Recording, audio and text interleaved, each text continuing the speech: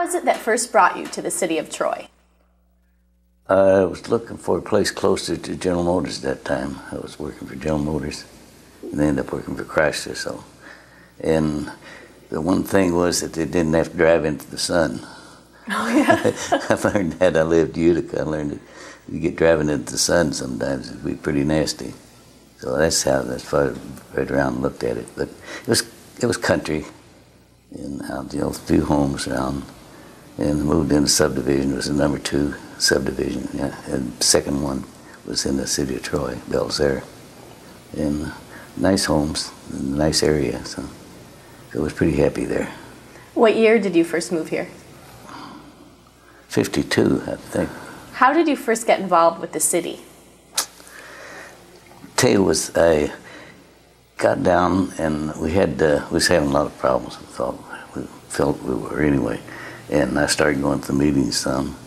Then there was the subdivision is formed, and they had bylaws and elected officials when north up in 19 Mile Road area, and so I formed the association. We had Belzare Association, and then I attended a lot of the meetings, and it was getting bad. And gradually we started growing real fast. And so I don't know how many, I think about 28 subdivisions or something. Wow. Eventually I got involved in, and I had to give them the copies of the bylaws and help them organize. And I got, got a pretty good organization. We had a big organization. We did start getting some influence because we couldn't hardly get anything done in City Hall, we didn't think. Sometimes you go and try to speak and make a joke and so forth. So I know what happened to me to run was I was at City Hall one night, and I was president of the association, by the way, in homeowners group. Okay. And so I come every meeting. I had a better attendance meeting than the commissioner did. But this one fellow was Mexican, I guess. Couldn't speak too good English. So he asked if he could sit next to me because he had a problem with him. I wanted to ask him. A little supportive felt. And he got up and he apologized for not being able to speak good English, and went through about his problems. And while he's done that, they were making jokes up there, they wasn't paying a bit of attention to him. God. And I'd made my mind right then. I said, I'm going to get elected and get such straightened out. I was kind of ashamed of the place, really. Mm-hmm. And that's how I got into it. But we had... For that, we had a group there that homeowners decided would run a candidate, get one in. And John asked him, he was president of his association, John Kokalis, and he asked to run then. And so he ran. Well, at first he wanted me, and then they wanted me to stay for the second term on the council, head of the council. So John went in, that's how he got in there. And then, of course, we followed up at the big cake with, all 4 of us getting... Well, 3 of us getting elected one time. Famularo Lynch and Cal Toucher, the FLT. The FLT. How did you run your campaign? I did a lot of campaigning and inspections weekends. I spent weekends walking the subdivisions and knocking on doors and talking to people. But by the way, I won 87% of the vote. Wow. And every district. I won every district, even where the guy I ran against beat him in his own district.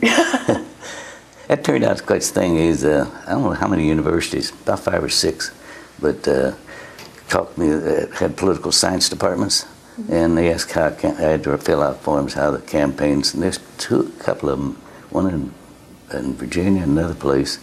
For about 3 years, they sent and asked, fill out forms. How did I campaign? How did it turn out? And I guess setting up a political agenda, for the college to study. So I was felt pretty good about that.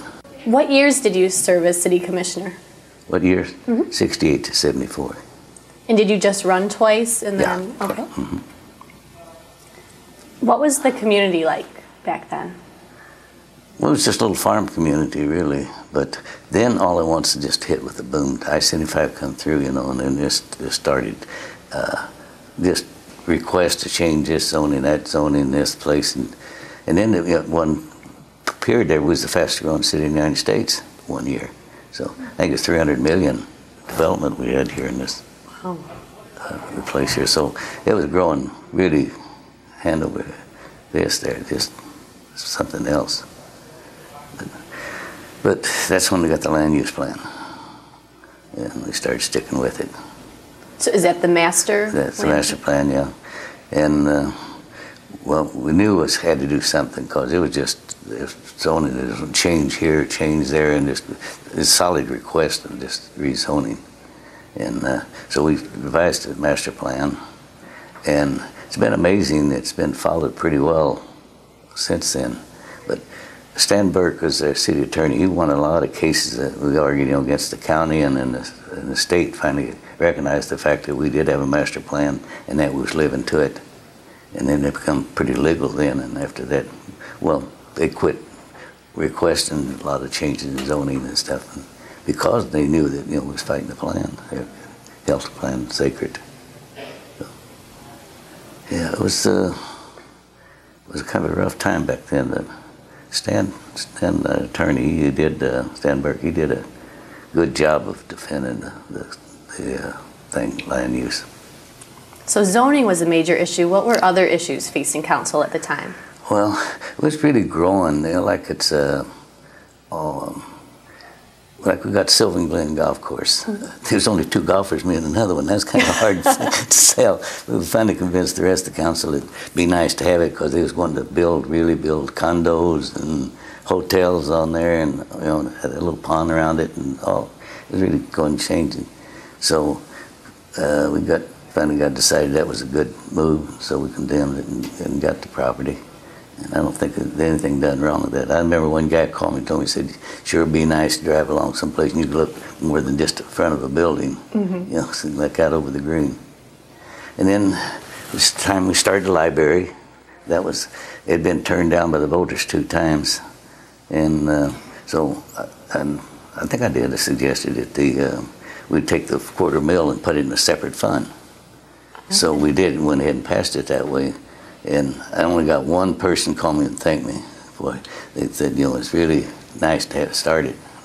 And I visited the library for the first time. It looks all right. Mm-hmm. Was it successful when it first opened? Yeah, they was quite enthusiastic group, and of course they was citizen groups. They started farming books and getting all kinds of stuff together, and it was really enthusiastic about it. And then we got a young fellow to head of the librarian, and he was very enthusiastic, and it really made progress. It did good. Of course, the value kept going up, and the $250,000 become more money. So it was a good thing into that. Yeah, it was a good thing. It's still one of the most successful libraries in the country, they say. It's really good. The only thing I missed, we had a ring road designed, and in fact, the Whitechapel Cemetery wanted to extend, and I know I voted against it because I really like to see that ring road come down, and just never developed. But I think it's all right without it. How did the senior center get started? We had a group is trying to get something organized, so they took and finally recognized them as a group, and I was asked to serve as the president of the group. That's kind of out on the commission too, but matter of fact, I ended up staying 2 years. It's only supposed to be 1 year, but it's kind of getting organized, and so that's got it. And so the council really got behind too, the seniors there, because it felt that they needed a center, and so everything went gel towards it and developed it. Actually, we started a lot of stuff. Yeah, it looks like growing so fast. Big time. It just one thing hits you after the other. And, but we had a good working group, and we clashed sometimes. But we ended up at the end of the meeting, we become friends again. It's kind of a thing we had. They did. I know when I first got on, they had a thing that they. I don't care how you argued and everything. We were doing a lot of arguments too, and we'd meet down at the bar at 16, and you had to go in there and have a beer or something or a drink, or you had to be there anyway. Show up, then go from there. We'd go back home. And that was so we kind of get back together again. Be friends again after the meeting. Yeah. Sometimes there's some pretty heated arguments. How did the infrastructure for the city get worked out with water and sewer and all that? Well, that was the big problem, but that's where the master plan came in. we knew where there's going to be subdivisions, be homes and so forth. We knew where the business is going to be. So when they started designing the streets and the water and the sewers and everything, we took all that in consideration. Sometimes it was a little ahead of the game, but it hadn't developed yet. We still had the water system and sewers there, and that was little touchy things. The property owners and things getting assessed and things too, but. Most of them, it helped them really if they got assessed for property, that if they end up selling eventually for houses or for the price, escalated. So, but of course, that's ongoing problems of the water and sewers as you develop, because there's more and more is added. Were special assessments a big issue at the time? Yeah, it's economics. And if you had some land there, you knew its potential, but you don't want to pay for it for being potential. And so that was the real problem there. And some complained about it and so forth. But I don't think anybody got hurt over it. I know that one of the things was that I always like to try to protect the people that own property here. It was kind of a sounding post. A lot of seniors, there's people, residents of the city, would call me and ask me about, should they sell? They've been offered a price. Should they sell? What's the going price? And so forth. I had a couple of ladies that would not talk to any real estate or nobody until they talked to me. They had to come talk to me about it. And one's right across the street. The lady owned there, and I hated that thing. But they was offered a good price, and she was quite old. And I said, take it and enjoy yourself. But I made sure that the price was right, on it. That it was fair. So there's several people that did that in the town. So I think I had kind of a reputation around to look out for the citizens here previous, So I don't know. But it's interesting. You get a lot of involvement. What were the biggest advantages of being on council during this major growth period for Troy?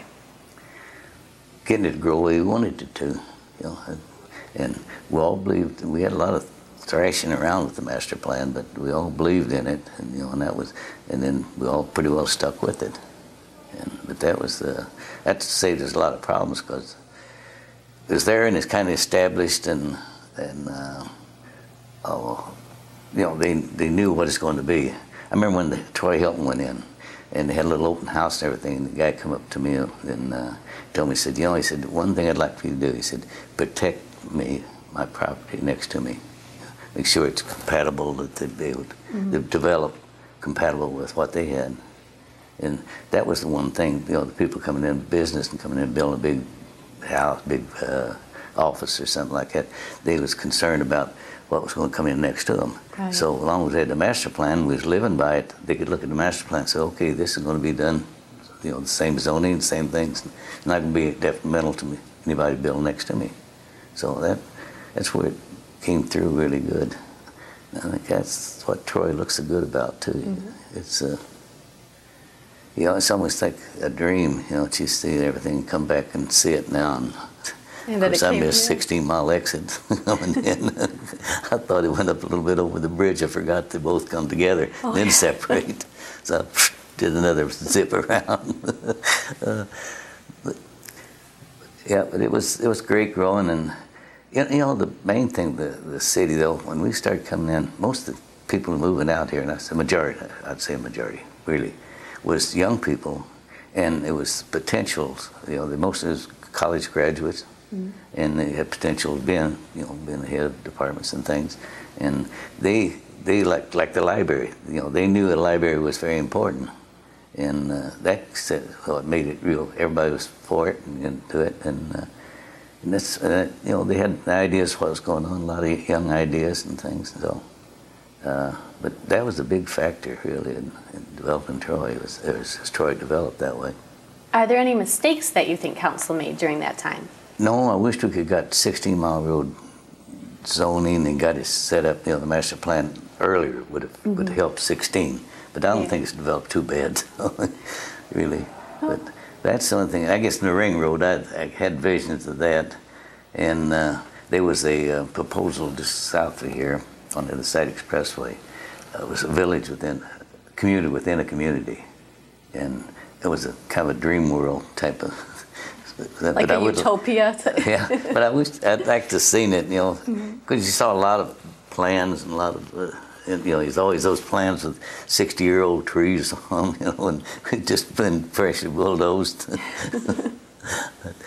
That was another thing too that I'm pretty proud of this trees business went into, because it's going in and just flattening land out and wiping trees out and everything else, and then Dutch elm come in, give us really an opportunity then, because it really wiped out the trees all over.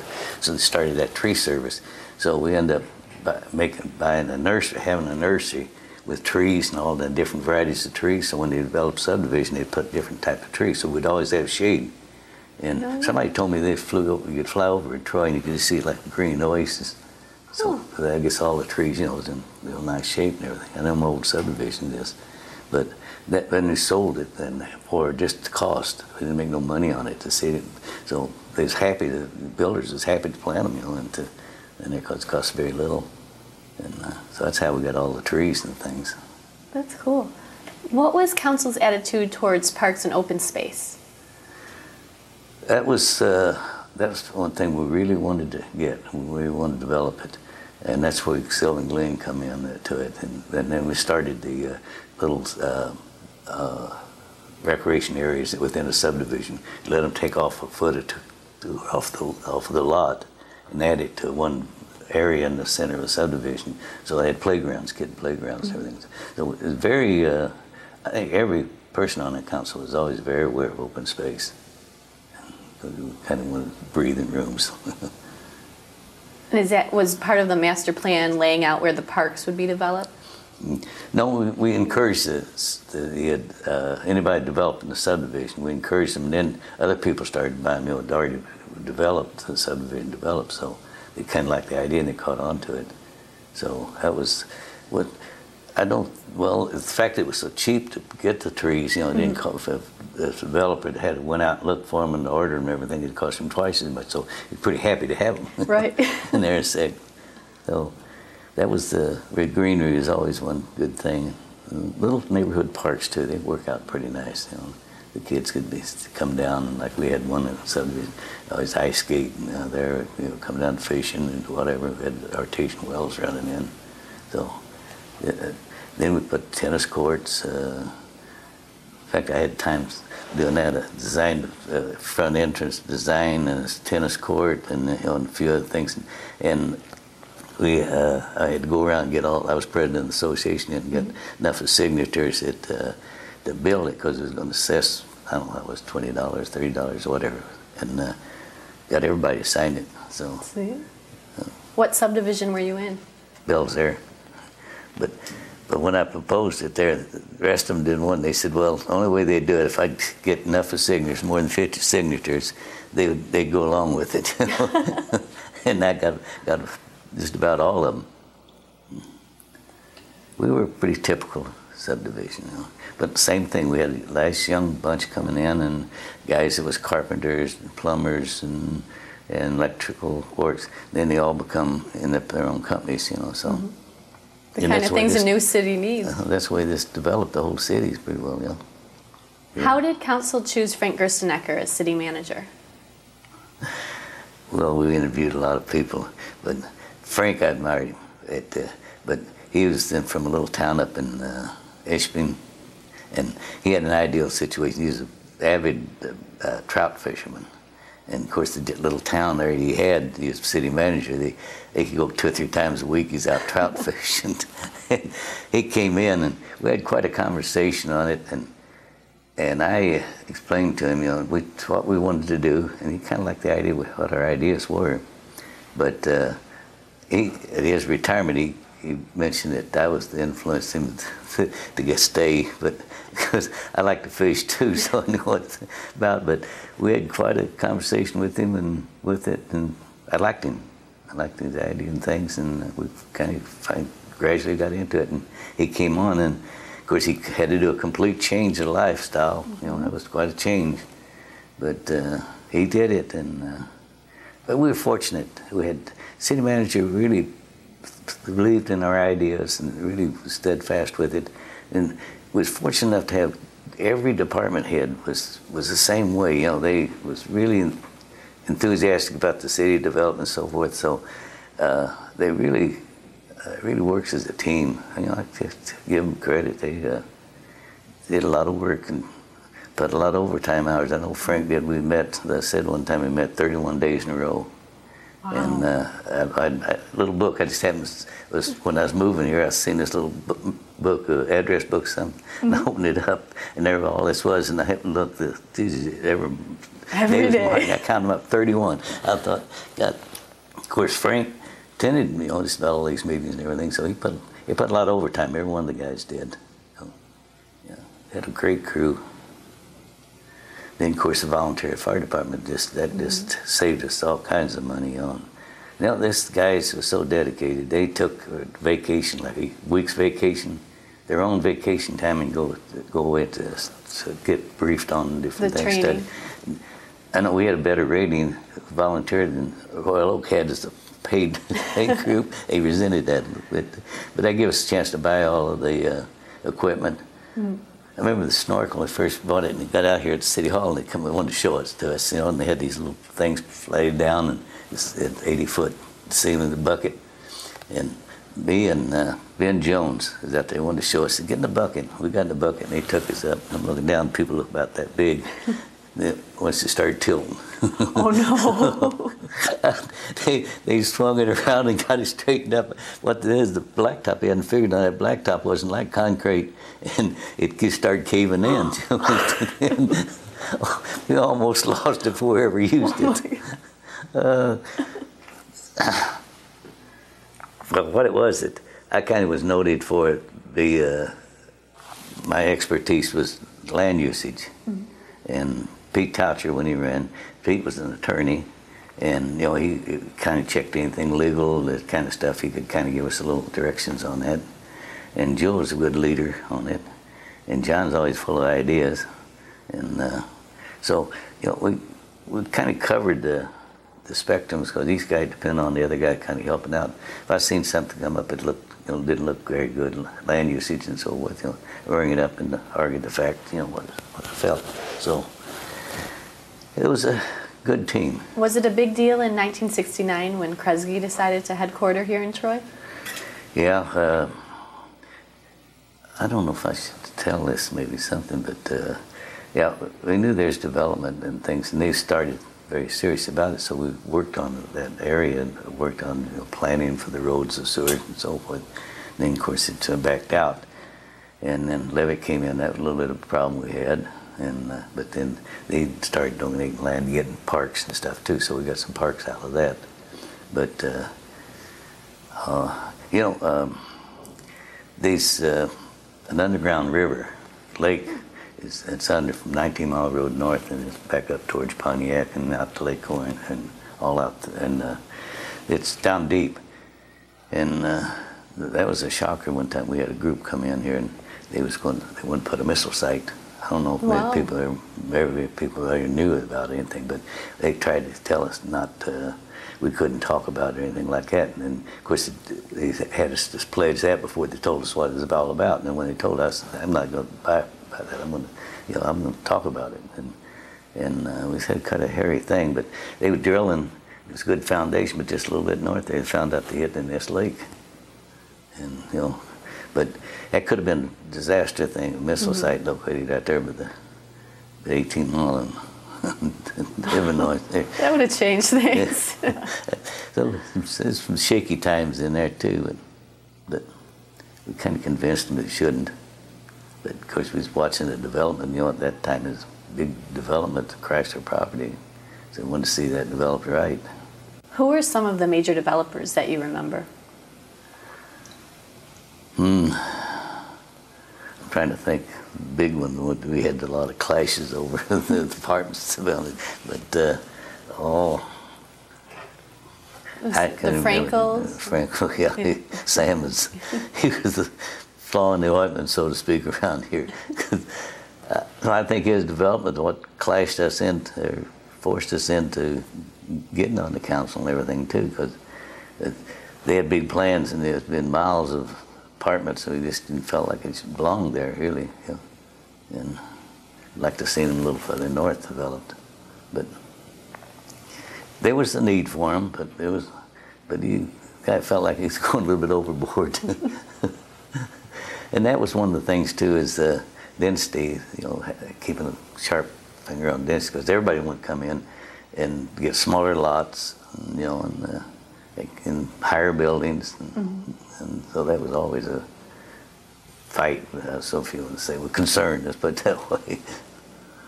Were there other big high-rise buildings that were built during that time? I know we had across the street, I'm trying to think, there was a Canadian firm that, it was funny, they called me at home and they was asking about some property, they wanted, and they could build a taller building, 6, 7, 8-story building. And so I pointed out to give them some ideas on the opposite side of your street, and they eventually built. But they was concerned about what was going on around them too. So we had some potential. A lot of them started the Kmart building. They started there.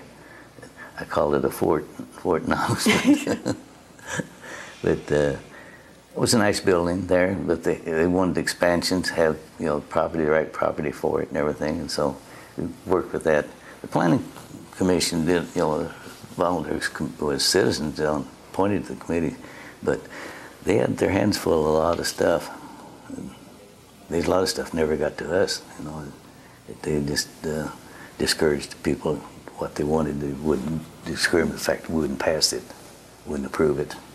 So, but it was just starting. This 16 mile was just starting to develop in, but we had it tied down good though by then. Were there a lot of boards and committees at the time you were on council, or was that just trying to get them started? Like planning and then all the other boards? Yeah, we got all those started. We started them and appointed, they're all those appointed citizens. And sometimes it's just friends, because a lot of people didn't want to get like right. Liquor Commission, and the Planning Commission was a lot of meetings they had too, so you had to be pretty dedicated on that. Mm-hmm. What are you most proud of from your time on council? Probably developing the land use plan, but I think the library and Sylvan Glen was the two things that I really fought for, and I'm proud to have something to do with it, But I think those are a couple of real things. But open space, we wanted a city, but we wanted open space, and that's why we liked all big commercial buildings along 16, the Golden Corridor they had. I used to have that Yamasaki, I don't know if you know, he's passed away now. I guess his son maybe ran the business or something, I'm not sure. But he used to like me to stop by and he'd show me what he's designed, the World Trade Building. Right. I remember stopping by and crawling underneath and look. He had it open in there, you could look down the hallways and things, what they look like. But he also liked to throw some ideas at me. Mm-hmm. And he had one, he wanted the 16 Mile Road to be parking, in between the streets, is to have parking up and down through there. Then all the business and everything could have more parking space. Yeah. But nobody ever got down to that, got to that idea. I think I brought it up to council. How many children did you have? I have 2 adopted. I adopted a boy and a girl. Boy, and he's 5.5, and a girl when she's 3.5. And in fact, the son lives in Hawaii. That's where I'm visiting over there. Nice. Daughter Grand Rapids, so they're spread out. Did they go through the Troy School District schools? Yeah. All but the daughter. She went to Holly the last year when we moved out in Davisburg. And she had 1 year there. And the boy, he graduated here. That was one of the things, too, that we've got pretty well organized with the school. We got the school superintendents and things, and the committee to kind of intermix with us some and try to work with them, because it was getting all these different building sites, and that's something I fought hard for when I wasn't even elected. It was to buy the future sites while the land was cheap, and float a bond and buy the sites, and we did most of them. But that was a hard sell. It was pretty hard to do.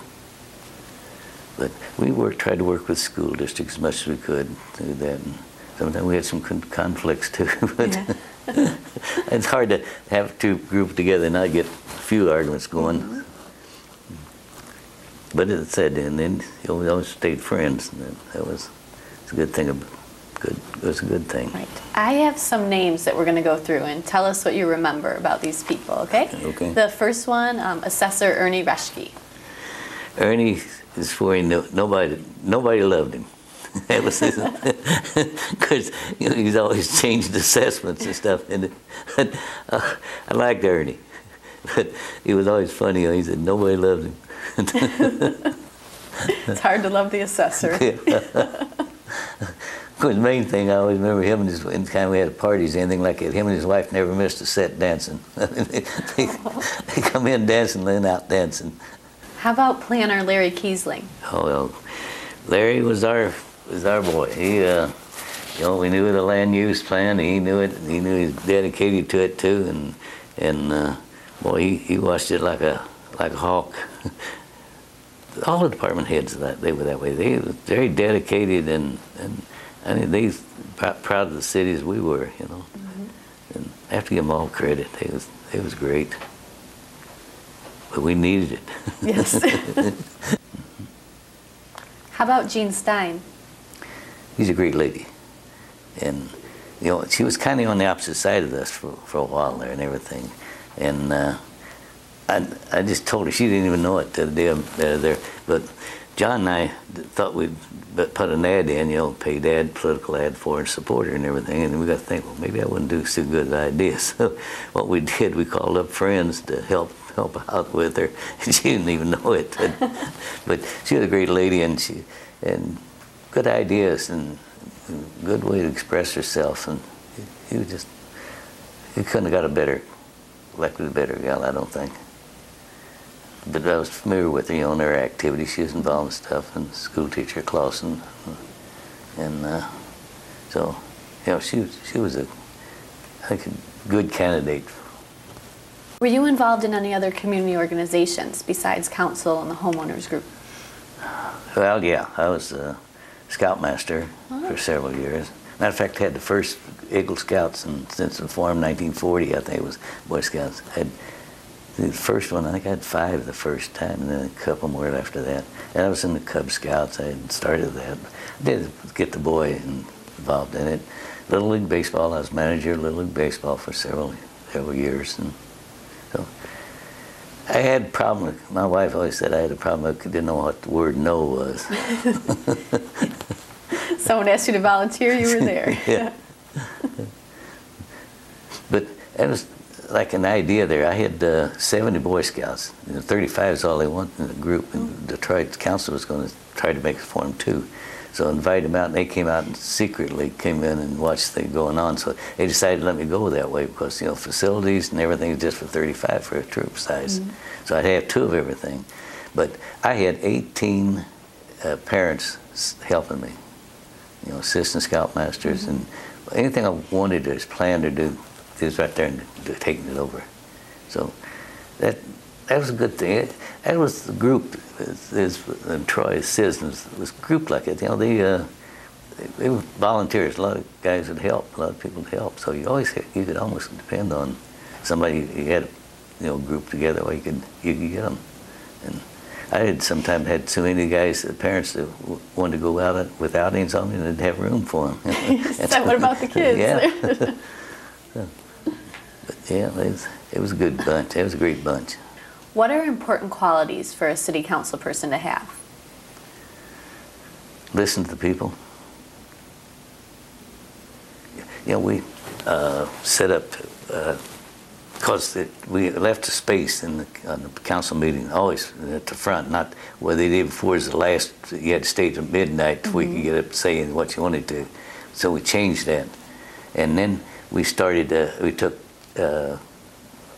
turns on 1 or 2 times a week in City Hall. We had a room, and anybody, citizen wanted to come in, didn't want to come before the council, they could come for one person and discuss their problems and so forth, and we could handle it. And we had a policy that if you had a problem, we'd try to solve it, But if it was wrong or you was wrong, we told them, you know, and so we were real straightforward with it. But that was good community. That was the whole thing, was trying to communicate with the community. That's really the main thing. If you want good governments, you got to listen to the input of the people. And we had that. Why did you decide to move out of Troy? I decided what? To leave Troy. Oh, I'd like to invest. I wanted to invest something in land, because I knew land, and that gave me a lot of training in the land use plan. Right. But I didn't want to buy in Troy because I knew what the future was, and you know, the truth was I took advantage of it, and I didn't want to do that. So I moved out, and I bought 20 acres out in the place, and I bought a couple other lots out, but I kept tab of what was going on here. It's hard to get away from it, but that was the real reason, and of course I think I'm getting a lot of calls to it. It was aggravating the wife quite a bit. But I really had that thing, you know, what to do or not to do, and you know, so I had to make up my mind, and so out I went. Tell us what you do now. Where do you live? Play golf and fish. Nice. Oh yeah, it's a great place for that. And I just sold the house. I had like 4 acres to mow, and really a lot of work. So I'm having a small house built now, like 1,100 square feet, 2-car garage, and it's a little townhouse like. So I can do that, and I can travel a lot more too. That way I can turn the key and take off and go, you know. Don't have to worry about the yard and all that. I can take a pair of scissors and I can do the lawn. No, they have somebody who pretty well does it all. But when I retired, You know, that's moved to South Carolina, Myrtle Beach. That's what I did down there, play golf and fish, and a lot of traveling. Wife and I, we did a lot of traveling. Of course, part of it, the son was a pilot for Northwest Airlines, so you know, we could just fly any place in the world. Yeah, we did. That makes it we nice. did a lot of that. We did a lot of traveling, and I want to do traveling. So now I want to go to Scotland, Ireland, and England. That's one area I flew through, but never, you know, had vacation. So I want to do that this year. And I need to go down to Florida, some friends down there, and need to go to South Carolina, some friends down there. So I'll probably be doing that quite a bit. But you know, I left when I took an early out from Chrysler's. Well, I took for my own company and designed and did the Impala. Not the Impala, the Saturn.